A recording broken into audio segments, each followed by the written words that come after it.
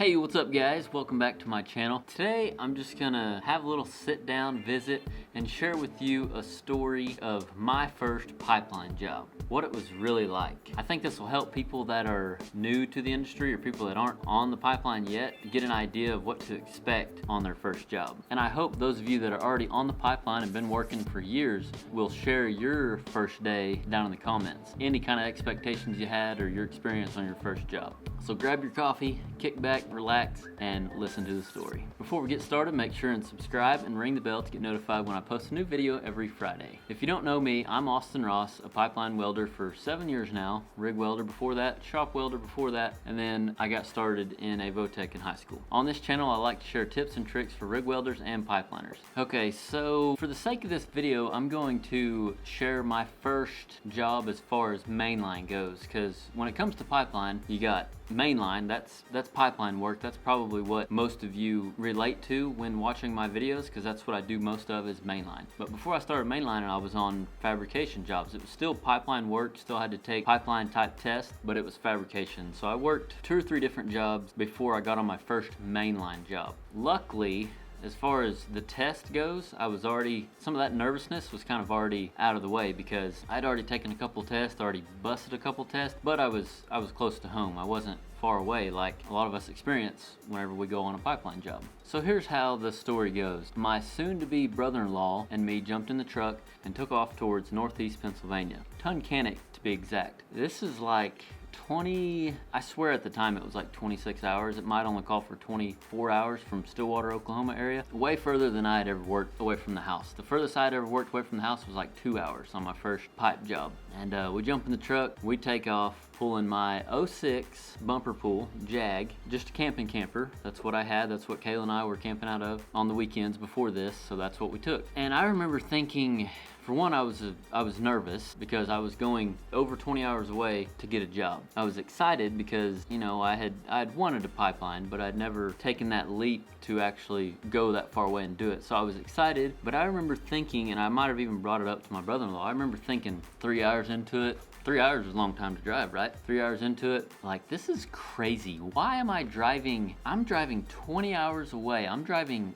further and further away just for a job. I was like, what? Like, this is crazy. Who would do this, you know? And I kept thinking, like, there's got to be a job going on here. You know, another hour I'd drive through a town, or I'd see some construction going on, or I would drive by a pipeline or something, like, there's a job going on here. There's a job going on here. Heck, there's jobs going on around my house. Why am I doing this? You know, it was just the thought of driving that far. That's one of the main things that I remember about heading to my first pipeline job away from the house. Craziest thing. I mean, you got to remember, for the last 3 or 4 years before this, I was 22, I think, whenever, yeah, I had to be 22 because I was 22 whenever I got married. And this was 2 months before I got married. For the last 4 years, I had worked right at home. Worked a shop job right out of high school, 40 hours a week, 10 minutes from my house. Worked out of my truck, welding on drilling rigs, welding on fence, just any type of mobile rig welding I could do, all within an hour or 2 of my house. The furthest I'd ever been was 2 hours. So it was just crazy to do such a thing, right? Very nerve-wracking, but very freeing at the same time. So there was an excitement because over the years of me working at this shop, my brother's a pipeliner. He's not the one that got me this job. He didn't even get me my first in, but he's a pipeliner and he started out in a refinery, and he would always call me and be telling stories about what he's doing. And he always was vaguely telling me that I needed to get out there and do that. You know, he was just excited for me to join him on the road because, you know, he went at it even more with a leap of faith than I did, kind of. We both did because he didn't get me my first job, but I'm just saying he didn't know anybody. I at least knew him and like had phone, you know, he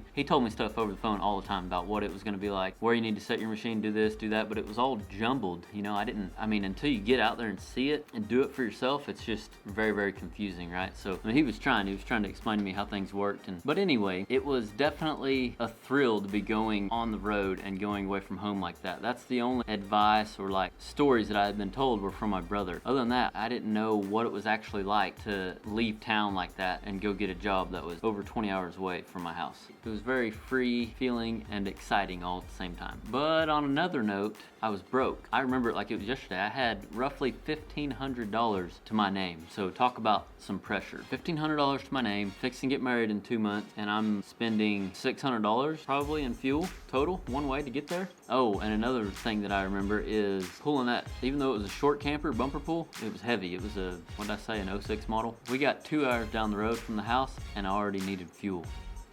I was like, oh my goodness, this is gonna, I already needed fuel 2 hours down the road. I was adding it up. I was like, golly, I might be rolling into town, you know? On top of that, when you get there, you gotta pay for a camper spot. And then once you get tested in, you gotta, most likely you're gonna pay for a month because you don't know how long you're gonna be there. And it's cheaper to pay by the month. So yeah, add that to the mix. I was broke, whatever. It was exciting, right? So anyway, long story short, I got up there, made my test by the skin of my tail. I thank the Lord for that, because I definitely wasn't, I don't think I was experienced enough to go that far and take that test. That was all a leap of faith and just, I mean, I needed a job. That was like my only motivation. It's like I needed a job. So I took advantage of it. It was just 20 hours away. And it was something I always wanted to try out. But anyway, made the test, but can you imagine if I would have not made the test? What would I have done? I didn't know anybody. I knew a buddy of mine had went up a week before me, but he didn't know anybody else up there. Somebody that we were working with at home knew these people that were hiring, and so we went to work for them. Anyway, he was the only person I knew. We didn't know anybody else up there, so like, what would we have done? You know what I mean? It was the craziest thing. Like, yeah, let's go up here and take this test with not knowing anything else about this new town or anything, you know? Some would say it was stupid, but I say it's a leap of faith, you know? Real quick question of the day. What was your first day of your dream job like? Let me know in the comments. I'd love to hear about your first day, what your expectations were, and how it went. And if you were already on your dream job, how was your first day? What were your expectations? Let us know in the comments. So after the test was over, that's a real exciting moment, obviously. It's like you're pumped, you feel like you're on top of the world, it's great, you got a job, this is awesome. Next was the fact that I was in a new town, I didn't know anybody, it was exciting. I was in a new place, there was just so much excitement, fear. It was neat because I felt like I was on vacation, but I was getting paid for it. I remember thinking that. I was like, wow, this is crazy. Like, I get to go and see something and work and get paid. Like, I get to get paid for traveling. Like, that was mind-blowing to me. It was super neat. I remember that for sure. It felt distant, too. Like, it felt weird because I remember coming into this new town. If any of you have been to the Tunkhannock area, northeast Pennsylvania, or maybe you're from there. Well, you wouldn't know if you were from there. If you're from Oklahoma or Texas, we'll just put it that way, and you go to northeast Pennsylvania, night and day difference. We were driving along about 15 minutes out of town. We were 15 minutes from our destination. It was just curves, hills, and trees. Way different terrain than Oklahoma, right? Most of Oklahoma, at least the part I'm from. And then all of a sudden we topped this hill and we go down into a valley. It was like a huge dish. And there it was. There was the town. That's where we were gonna be for the next, we didn't know how long. That was crazy to me. It was already 20 hours from the house, but because I was surrounded, I was at the bottom and I was surrounded by trees and hills and it was cloudy. Even though it was during the summer, into the summer, it was cloudy and I felt like I was in Jurassic Park or something. I felt like I was in a whole different world. I felt claustrophobic almost and I was like, I ain't never coming back to this place. That's where I've been most of my career. So never say never. But I remember having that feeling also. But other than that, it was real neat to be in a new place. Unknown. The unknown was cool. Okay, so my first day on the job, one thing that I remember, and this more or less has to do with the area I was in, was the vibe. It was like a claustrophobic, cloudy, foggy vibe. And that to me, it wasn't very like, that's what made it unexciting, you know? Because it was a part of the country that I wasn't used to. And that sunshine that we're used to in Oklahoma is real healthy. And I wasn't getting that on that job. I just remember driving around in the morning and the sun wasn't even up. Like we'd stop at the store or whatever to get breakfast, lunch, and that's one thing I remember that was just crazy to me. But other than that, the job was 16-inch tie-ins, 16-inch 375 wall, which is standard wall, 3/8 thick. The job was a good job. Whenever we got out to the job and like 10, 11 o'clock when the sun finally had come out from behind the clouds, we got to do some welding. Like that was exciting. I loved that part of it. I mean, it was just awesome. I remember one thing, which this come before the mainline job also, but I remember just seeing bevels. That's one thing that for the first 2 or 3 years that I welded on pipe, all I seen was bevels. And what I mean by that is I didn't pay no attention. Because I was a welder since high school, I went to Votech for welding, welded right after high school. I mean, I knew how to fabricate stuff and lay stuff out, but as far as the pipeline, I didn't know what was going on the job. I didn't know what they had done to get to this point. You know, my brother pipelined, and he told me stories about the, you know, running beads and firing line and all that stuff, but they didn't do that on this first mainline job I was on. I don't know if they laid the pipe or what, but we were just there doing tie-ins. All the pipe was laid. It was just, I don't know if that contractor got hired just to tie the pipe in, if the other contractor got run off or what.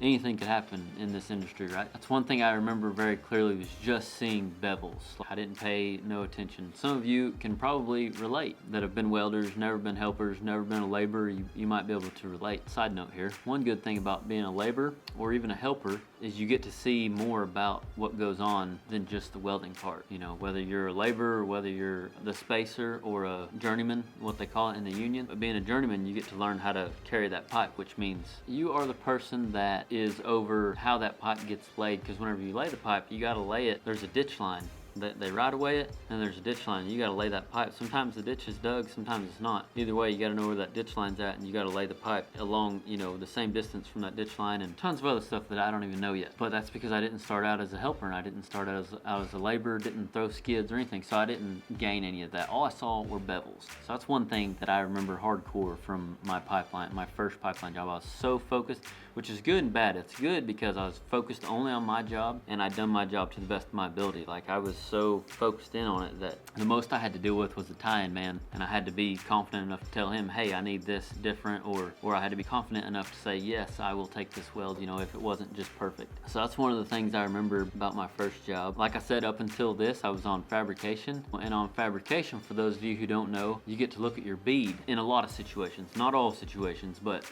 in, you know, you're putting on fittings, 90s and flanges, and or, you know, like big inch fabrication, you can crawl inside and look at it. You can't crawl inside 16 inch, or at least I couldn't fit. Even then it was tie-in, so we couldn't get back there and look at it. So there's no looking at your bead. And I had been on tie-ins in a tank farm one time before that. So I was a little bit familiar, but still not super confident. I was still real nervous whenever it come to x-ray. Like, every time I made a weld, I was crossing my fingers and on edge, losing sleep until I heard from x-ray or got a thumbs up from x-ray or whoever. Once you do get out there, always remember this: no news is good news, because if you have an issue, somebody's going to tell you about it. Whether it's your tie-in man, your welding boss, somebody's going to let you know that you have an issue. So no news is good news. So I was still nervous. I was definitely, heck, I still get nervous to this day on some welds, but the only way you can look at your bead on tie-ins, you know, you got pipe on each side. There ain't no way to, the only way you can look at it is by leaving, you know, a 2 or 3 inch window on top somewhere and look in there while your welding partner's welding on the other side and use that light. But even then, sometimes if you're on a final tie-in or you're at the top of a ridge or something, not down in a valley, or really both, but if there's no air getting in there, moving the smoke in there, sometimes it'll be too smoky and you can't see anything. But that's the only way you can look at your bead. So there was all that. It was good for me. It's good. I think it's good for a guy to start out on fabrication is better, but even tie-ins is good to be on, because then you're focused on that whole weld, as to where if you start out on mainline and you only run beads, or that's what you do most of the time, run beads or hot pass or something, you don't get any time on fabrication or on the firing line, you'll struggle in those other areas. So I think fabrication and tie-ins is a good place to start. You got more time to do it, and it's more dedicated time and slower pace, and you're making the whole weld from the bead to the cap. Because for those of you who may not know, when you're laying pipe, you got guys that put the first pass in, you got a different set of guys or person that puts in the hot pass, and so on and so on, all the way back. Somebody different is putting in each pass. We can talk more about that in another video. But it was a good job. Met a couple of really great dudes that I still talk to from time to time. Another thing I remember about first welding on pipe, this doesn't have anything to do with the mainline job, but is welding with downhill. On that first fabrication job I was on, I remember thinking that I had to grind everything, because welding downhill doesn't appear to be as clean, especially if you're not used to welding downhill. I didn't have, you know, I pretty much was self-taught when it come to downhill. I had very little experience with downhill whenever I started. So whenever I was welding with it, if there was like every start, every little crevice, I wanted it to be clean, because for those of you who know, when you weld uphill, slag comes off easy. I mean, if there's slag still stuck in there on the edges, you better get it out, or else that's going to be trapped in there,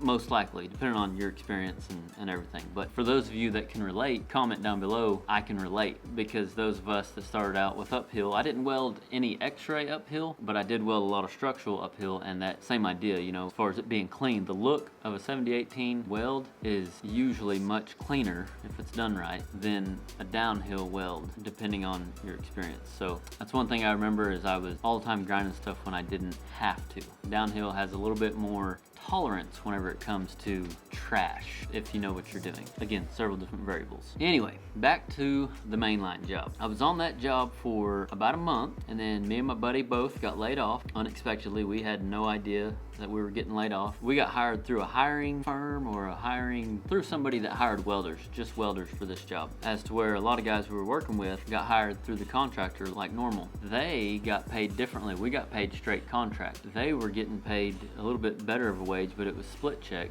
Stay tuned for a video on the difference in those. They actually were getting a finishing bonus. That is something that is unheard of, that I had kind of heard of through my brother, but like hadn't heard much of. Since I've been doing it, I've heard that used to be more common, completion bonuses. Because being in the oil and gas industry as a welder, you have to really hustle for your work, especially if you don't know anybody. And welders in the past have got burnt when it comes to getting promised a job for this long and getting laid off sooner. So over the years, welders have got to where if they heard of another job kicking off, they pretty much tell this company to kick rocks and they're going to take this job.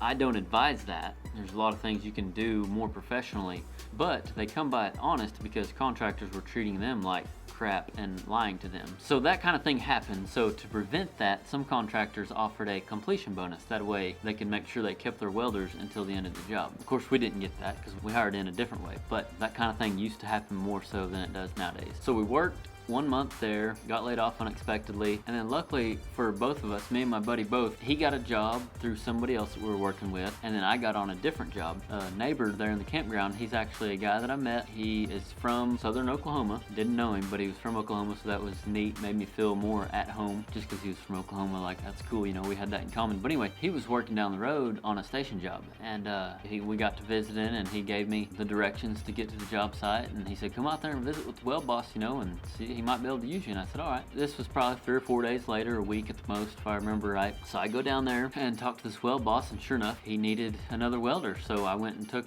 a test, passed, and worked for another month or month and a half, and then I went home and got married. But speaking of networking, you know, we've been talking a lot about networking and socializing and not being shy. That right there is a prime example of socializing, getting out and meeting people, because that's how you get jobs, you know. What if I would have stayed in the camper and wouldn't have got out and visited with people in the campground? You know, I wouldn't have met that guy and I wouldn't have got that next job. I would have been up the creek without a job, you know, and I still needed to work. For those of you that are new to it, you'll realize once you start pipelining, especially if you're broke, when that's why it helps to go out whenever you got a little money in the bank. But in my case, I was broke. If you go to work on a pipeline job when you're broke or close to being broke, it takes about a month at least, depending on what the job pays, to get your feet back underneath you, and depending on your bills and your debt and all that, you know. But it takes at least a month, if not longer, to get back comfortable with your finances usually. And that's where I was at. I still needed to work. I told you I had $1,500 in my account, drove up there, spent money on fuel, hotel. I'm pretty sure we stayed in a hotel on the way up there. And then lot rent once we got up there, stayed for a month, had to pay for all that, food, eating, bills back home. I mean,